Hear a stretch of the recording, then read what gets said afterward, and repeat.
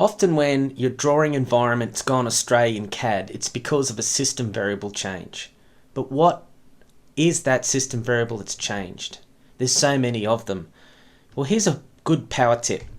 Now there is a command in AutoCAD called SYSVDLG.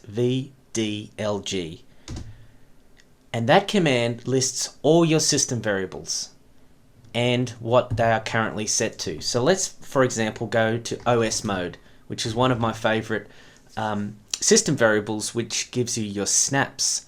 Now my favorite setting for this is 1135, and there it gives you a description of what the different numbers and how that works. Now what I love about this command, or this dialog box here, is that you can save all of these to a SVF file. So if you do have something go astray, you can restore it and it'll get you working again quickly.